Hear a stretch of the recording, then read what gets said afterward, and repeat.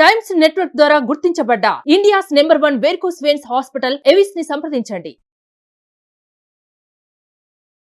Welcome to Suman TV. నేను మీ Suman TV Nag. Kolkata ఇన్సిడెంట్కి సంబంధించినటువంటి వాటిల్లో కవితా సర్కార్ అనేటువంటి అడ్వకేట్ సంజయ్ రాయ్ని డిఫెండ్ చేస్తూ తన వైపు వాదించడం చేస్తూ ఉన్నారు.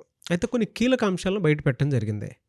ఈ ప్రాసెస్లోనే భాగంగా ఏ విధంగా అయితే సంజయ్ రాయ్ని కస్టడీలోకి తీసుకొని ఇంట్రాగేట్ చేసి ఇన్ఫర్మేషన్ ఏ విధంగా అయితే తీసుకున్నారో అదేవిధంగా తన ఫ్రెండ్ని కూడా తీసుకొని, అంటే తనతో పాటు కొలీగ్ సివిక్ వర్కర్ పర్సన్ ఎవరైతే ఉంటారో సో అతన్ని కూడా కస్టడీలోకి తీసుకొని ఇంట్రాగేట్ చేస్తే కొన్ని విషయాలు బయటికి రావడం జరిగింది.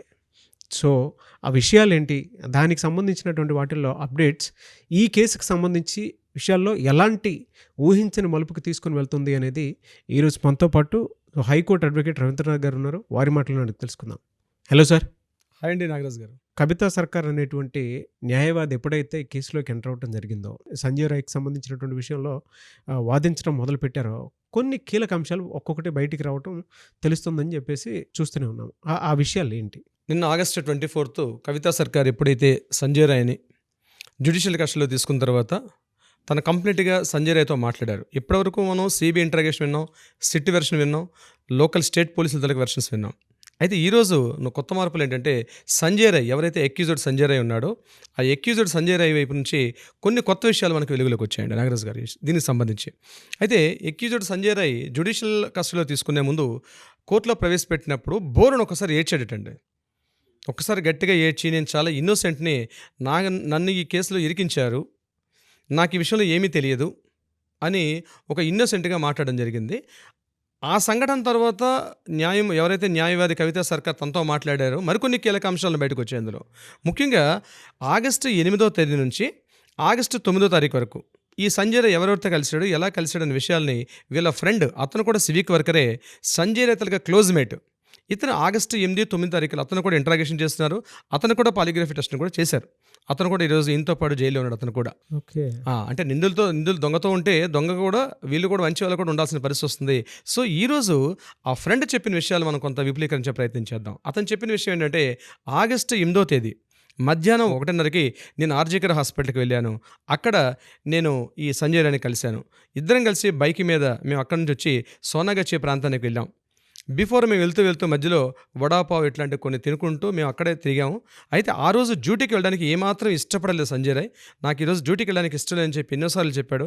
కానీ నేనే ఆయన మందలించాను. చాలా లీవ్స్ తీసుకున్నాను, ఖచ్చితంగా నేను డ్యూటీకి వెళ్ళాలని చెప్పడం జరిగింది. అలా ఈవినింగ్ వరకు మేము తిరుగుతూ ఈవినింగ్ అరౌండ్ 6:30, 7 o'clockలో మేము మరలా సోనాగచ్చి ప్రాంతానికి వెళ్ళాం. అక్కడ నుంచి అక్కడ ఒక 2 hours స్పెండ్ చేసాం. అక్కడ నుంచి మరలా మేము చోట్ల అనే ప్రాంతానికి వెళ్ళాం. అక్కడ కూడా అయిపోయిన తర్వాత నేను అరౌండ్ 10:30, 11 o'clock నేను డ్రాప్ చేశాను ఇతని హాస్పిటల్ దగ్గర. డ్రాప్ చేసేసి మరలా నేను వెనక్కి వచ్చేసాను ఆగస్టు 8వ తారీఖు రాత్రి. ఆ తర్వాత ఏం జరిగిందో నాకు తెలియదు. ఇది ఆయన చెప్పిన విషయాలు. ఆగస్టు 9వ తారీఖు మా బ్రదర్కి హెల్త్ బాగాలేదు, ఇదే ఆర్జీకర్ హాస్పిటల్లో చూపించడానికి అవసరం ఉంది, అపాయింట్మెంట్ ఉందని చెప్పి నేను మార్నింగ్ కంటిన్యూస్గా కాల్ చేశాను. కానీ సంజయ్ రాయ్ ఫోన్ లిఫ్ట్ చేయలేదు. కంటిన్యూస్గా నేను ఫోన్ చేసి లిఫ్ట్ చేయలేదు. 12:30 ఆ ప్రాంతంలో ఫోన్ లిఫ్ట్ చేశాడు. లిఫ్ట్ చేసిన తర్వాత నేను మాట్లాడిన మాటలు, హాస్పిటల్ దగ్గర చాలా హడావుడిగా నడుస్తుంది, ఏం జరిగిందని అడిగాను నేను. అడిగితే చాలా సాధారణంగా, చాలా సంతోషంగా, అది నీకు ఎందుకు లేరా ఆ విషయం అని చెప్తూ నా ఫోన్ కట్ చేశాడు. అరే ఈరోజు మనం హాస్పిటల్కి వెళ్ళాలి, మా బ్రదర్ని చూపించాలి, నువ్వు కూడా రా హాస్పిటల్కి అంటే నేను ఆ హాస్పిటల్కి రాను అని చెప్పాడు. నేను మళ్ళీ 2:30 ఆ ప్రాంతంలో, నాకు తెలియదు ఇతనే అందులో ఈ కల్ప్రిట్, అతను కూడా నా ఫ్రెండ్ ఉన్నాడు విషయం నాకు తెలియదు, డౌట్ పడుతున్నారు. నేను 2:30 ఆగస్టు 9వ తారీఖు మధ్యాహ్నం 2:30 ప్రాంతంలో నేను వెళ్ళి కలిశాను. మరలా మేము ఇద్దరం కలిసి లిక్కర్ తీసుకుని 5:30 టైంలో నేను అక్కడి నుంచి మరలా వెళ్ళిపోయాను. పోలీసుల తర్వాత జరిగిన సంఘటన అంతా మనకు తెలిసిందే. ఇది తను చెప్పినటువంటి డీటెయిల్ చేసిన విషయాలు. సో ఆ రాత్రి ఆగస్టు 8 మధ్యాహ్నం రాత్రి 11 నుంచి మార్నింగ్ వరకు, ఉదయం 10 గంటల వరకు ఏం జరిగిందో నాకు తెలియదు అని చాలా ఇన్నోసెంట్గా చెప్పాడు సంజయ్ రాయ్ యొక్క ఫ్రెండ్. అతనికి కూడా పాలిగ్రాఫ్ టెస్ట్ చేస్తున్నారు, అతన్ని కూడా కస్టడీలో తీసుకున్నారు. మిగిలిన విషయాలు ఇంకేమంటే మనకు ముందుగా తెలుస్తుంది. ఈ విషయాన్ని కట్ చేస్తే సంజయ్ రాయ్ని ఎప్పుడైతే జ్యుడిషియల్ కస్టడీలో తీసుకున్నారో ఈయనకి సంబంధించినటువంటి ఒక 53 ఐటమ్స్, అంటే ఇన్క్రిమినేటింగ్ ఐటమ్స్ అంటారు, అంటే నేరస్తునికి సంబంధించిన వస్తువులు, నేరం చేయడానికి పురుగొలిపిన వస్తువులు. అంటే ఏంటి, ఏ రోజైతే ఆయన ఉన్నటువంటి జీన్ ప్యాంట్ ఉంది, అలాగే షర్ట్ ఉంది, ఆయన తాలూకా హెల్మెట్, అరౌండ్ ఇంక్లూడింగ్ ఆయన బైక్ని కూడా సీజ్ చేశారు. స్టేట్ పోలీసులు ముందు రోజు సీజ్ చేశారు అవన్నీ కూడా. దీంతో పాటు ఆయనకున్న వాచ్, ఆయనకి ఇంటికి వెళ్ళిన తర్వాత ఆయన తలకి ఇన్నర్స్ కూడా నాగరాజు గారు ప్రతి ఐటెంని టోటల్గా 53 ఐటమ్స్ని వీళ్ళు సీజ్ చేశారు లోకల్ పోలీసులు. ఇవన్నిటిని కూడా నిన్న సిబిఐలో హ్యాండ్ ఓవర్ చేయడం జరిగింది. మొబైల్ని హ్యాండ్ ఓవర్ చేసుకున్నారు. మొబైల్ని క్లోన్ టెస్ట్ కింద పంపిస్తే మొత్తం టోటల్ డేటాను డౌన్లోడ్ చేశారు. అంటే ముందు రోజు సంజయ్ రాయ్ ఎవరెవరితో మాట్లాడాడు, ఏమేమి మాట్లాడాడు, టోటల్ డేటా అంతా కూడా డౌన్లోడ్ చేయడం జరిగింది. టోటల్గా 53 ఐటమ్స్ని వీళ్ళు కలెక్ట్ చేసి హ్యాండ్ ఓవర్ చేశారు సిబిఐ వాళ్ళకి సంజయ్ రాయ్కి సంబంధించిన విషయాలు. ఇక సంజయ్ రాయ్ని ఎప్పుడైతే అరెస్ట్ చేసి జ్యుడిషియల్ కస్టడీ అయిపోయిన తర్వాత నిన్న సాయంత్రం అంటే ఆగస్టు 24 ఈవినింగ్ 6:30 తర్వాత ప్రెసిడెన్షియల్ బ్యారెక్ అని ఒకటి ఉంటుంది కల్కట్టా సెంట్రల్ జైల్లో. ఆ బ్యారెక్లో ఈయనకి పెట్టారు. కానీ ఇక్కడ ఒక విషయం గుర్తుపెట్టుకో నాగరాజు గారు, ఆయన పెట్టిన బ్యారెక్ విఐపి వార్డ్. ఈ విఐపి వార్డులో ఇంతకుముందు పారదా చటర్జీ, ఇంతకుముందు క్రైమ్స్ ఉన్నారు కొంతమంది, మమతా బెనర్జీ గవర్నమెంట్లో ఎవరైతే ఆరోపణలు ఎదుర్కొన్న వీళ్ళని అక్యూజ్ చేసినట్టు వేరే కేసు సంబంధించి వాళ్ళతో పాటు సమానంగా ఈయన అందులో పెట్టాడు. అయితే అక్కడ ఈ సంజయ్ రాయ్ ప్రవర్తన తీరు ఎలా ఉందంటే కంటిన్యూగా ఏడుస్తూనే ఉన్నాడు. నన్ను 2 వారాల పాటు నన్ను టార్చర్ చేస్తున్నారు, నాకు నిద్ర లేదు, నేను డే అండ్ నైట్ 14 days నన్ను మీరు టార్చర్ చేస్తున్నారు, నన్ను నిద్రపోనియండి అని చెప్పి గట్టిగా అరుపులటండి బ్యారెక్లో. ఆయన ఉన్నటువంటి బ్యారెక్లో అరుపులు కూడా రికార్డ్ చేశారు సిబిఐ వాళ్ళు. ఆయన ఎలోన్గా పెట్టారు, నైట్ ఫుడ్ ఇచ్చారు, డ్రెస్ ఇచ్చారు, వాటర్ గ్లాస్తో వాటర్ ఇచ్చారు ఆ ప్రాంతానికి.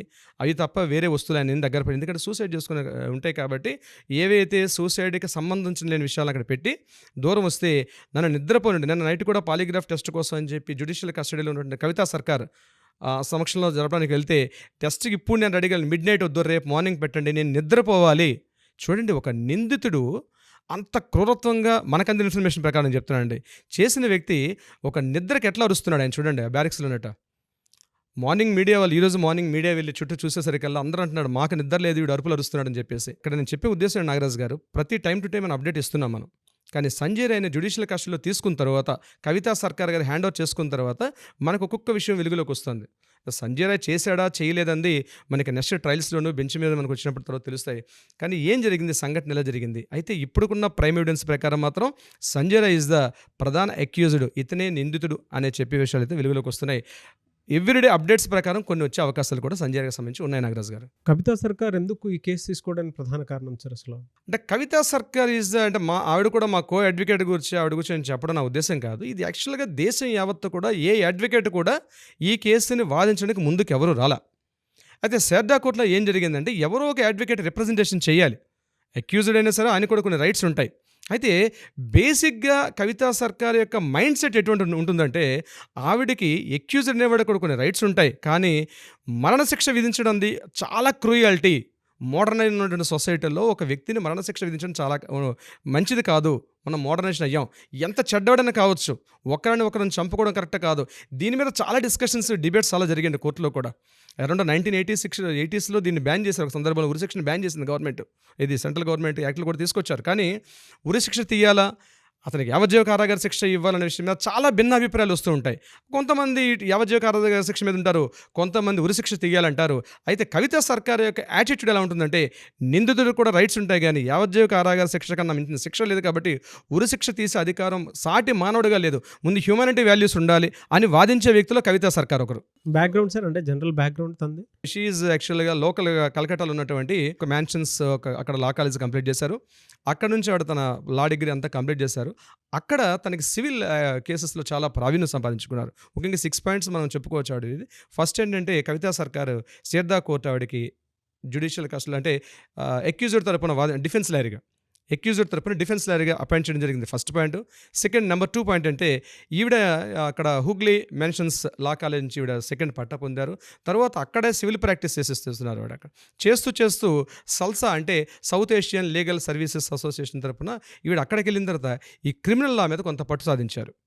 ముఖ్యంగా ఈవిడ ఏంటంటే కోర్టులో 4th పాయింట్ మనం చెప్పుకునేది, కోర్టులో ట్రయల్స్ ఉండేటప్పుడు జడ్జిమెంట్ డిక్లేర్ చేసేస్తారు. డిక్లేర్ చేయకపోయినా జడ్జిమెంట్ మనం ప్రిడిక్ట్ చేస్తాం. అటువంటిది జరగకూడదు, ట్రయల్స్లో ఉన్నంత మాత్రాన ఒక అక్యూజ్డ్కి జడ్జిమెంట్ ఇవ్వకూడదు అని వాదించడంలో ఈవిడ చాలా ప్రధానరాలు ఆవిడ. సో 5th పాయింట్ మనం చెప్పుకుంటే ఈవిడికి యాక్చువల్గా ఈ మరణశిక్ష తరపున ఇట్లాంటి అక్యూజ్డ్ తరపున వాదించడంలో ఈవిడ చాలా సిద్ధహస్తురాలు. ఈవిడ అక్యూజ్డ్ కేసు డిఫెన్స్ లాయర్గా. ఒక విమెన్కి అన్యాయం జరిగింది, జస్టిస్ త్వరగా రావాలని దేశం మొత్తం కోరుకుంటూ ఉంటే కవితా సర్కార్ గారు ఒక విమెన్ అయ్యి ఉండి ఈ కేసును వాదించడానికి సంజయ్ రాయ్ని డిఫెండ్ చేయడానికి తీసుకోవడం జరిగింది. దీని మీద కూడా కొన్ని చర్చలు ఉన్నాయండి. ఎందుకు కవితా సర్కార్ గారు తీసుకోవడానికి ప్రధాన కారణాలు అంటారు సరస్వతి? అంటే ఈ కేసులో జనరల్గా పోలీస్ డిపార్ట్మెంట్కి జ్యుడిషియరీకి ఎప్పుడు కూడా టామ్ అండ్ జెర్రీ ఆట నడుస్తుంటుందండి. ఫ్రమ్ డే బిగిన్ నుంచి కూడా ప్రతి ఇష్యూలో కూడా ఇది ఒక టామ్ అండ్ జెర్రీ ఎప్పుడు కూడా ఉంటుంది. జ్యుడిషియరీకి, లా అండ్ ఆర్డర్ పోలీస్ డిపార్ట్మెంట్స్కి. తొందరగా law and order department police వాళ్ళు, అది సిబిఐ కావచ్చు, law and order local state police కావచ్చు, ఎనీవన్, అది సిట్ కావచ్చు, వీళ్ళకి ఎలా ఉంటుందంటే తొందరగా సాక్ష్యాలను క్లోజ్ చేసేసుకొని తొందరగా జడ్జిమెంట్ ఇచ్చేస్తా బాగున్ను, కామన్ మ్యాన్గా ఉన్నటువంటి ఎవిడెన్సెస్ కలెక్ట్ చేసి ఇంట్రాగేషన్స్ కంప్లీట్ చేసేస్తే ఇచ్చేద్దాం ఉంటుంది. కానీ జ్యుడిషియరీ అట్లా ఉండదండి. Each and every pin point all of సెగ్మెంట్స్లో కూడా కలెక్ట్ చేసే టోటల్ ఇన్ఫర్మేషన్ తీసుకునే ఉద్దేశంలో ఉంటారు. అయితే మనందరికీ కనిపిస్తున్న పాయింట్ ఇక్కడ ఎక్యూజ్డ్ సంజయ్ రాయ్ అనే మనకు కనిపిస్తుంది. కానీ అసలు విషయం సంజయ్ రాయ్ కాదు, దీని వెనకాలేవో పెద్ద చేపలు ఉన్నాయి. ఇది బహుశా కవితా సర్కార్ తాలూకు ఇంటెన్షన్ నేను అనుకుంటానండి. యాక్చువల్గా యాజ్ ఎ హ్యూమన్ బీయింగ్గా మనం కూడా అనుకుంటాం, తొందరగా ఎక్యూజ్డ్కి ఉరిశిక్ష వేసిస్తే బాగున్ను, ఆవిడ ఆత్మశాంతిస్తుంది, విక్టిమ్కి న్యాయం జరుగుతుంది, ఇట్లాంటివి మనం అనుకుంటాం యాజ్ ఎ కామన్ మ్యాన్గా. బట్ కవితా సర్కార్ యొక్క ఇంటెన్షన్ ఏమై ఉండొచ్చు నేను అనుకుంటున్నానంటే, బహుశా కవితా సర్కార్కి ఏంటంటే she's a daring dashing women అండి. డెఫినెట్గా విక్టిమ్కి అన్యాయం జరిగింది, కానీ ఈ కేసును తొందరగా ఎక్యూజ్డ్ సంజయ్ రాయ్ మీద చూపించేసి సంజయ్ రాయ్ని ఉరిశిక్ష తీసేస్తే నెక్స్ట్ జరగాల్సిన ఇందులో చాలా పెద్ద పెద్ద చేపలు, పెద్ద తలకాయలు, చాలా ఒక బ్యూరోక్రాట్స్, ఒక వ్యవస్థ ఉంది, వాళ్ళని కూడా వెలుగులోకి తీసుకొని రావాలి అని బహుశా అయి ఉండొచ్చు నా అభిప్రాయం. అందుకని బహుశా కవితా సర్కార్ ఇమీడియట్గా జ్యుడిషియల్ కస్టడీలో ఆవిడ ఇంట్రాగేషన్ చేయడం, కొత్త విషయాలు వెలుగులోకి తీసుకున్నాడు. ఎందుకంటే ఆయన ఒపీనియన్ కూడా, ఆయన వాయిస్ని కూడా మీడియాలో బయటకు రావాలి. ఈరోజు సంజయ్ రాయ్ ఏమనుకుంటున్నాడు, ఎగ్జాక్ట్ జరిగింది, ఇప్పటివరకు మీడియా వెర్షన్ విన్నాం, అనేది పోలీస్ వెర్షన్స్ విన్నాం, సంజయ్ రాయ్ వెర్షన్ కూడా వినాలి కదా. ఆవిడ తీసుకోవడం వల్ల మనకి ఈ విషయాలు బయటకు వచ్చాయి. ఈరోజు వాళ్ళ ఫ్రెండ్ ఏం చెప్పాడు, అసలు ఆ కోర్టులో ఏం జరుగుతుంది, ఈయన ఏ బ్యారెక్లో ఉన్నాడు, ఏ సిచ్యువేషన్లో ఉన్నాడు అన్న విషయం కూడా మనకి తెలుస్తుంది. డెఫినెట్గా ఇవన్నీ కూడా రేపు సుప్రీంకోర్టులో ముందు పెట్టేటప్పుడు ట్రయల్స్లో ఈచ్ అండ్ ఎవ్రీ పాయింట్ కూడా వ్యాలిడ్ పాయింట్ అవుతుంది. సుమన్ టీవీలో మీ పర్సనల్ అండ్ బిజినెస్ ప్రమోషన్స్ కోసం కింది నెంబర్కి కాంటాక్ట్ చేయండి.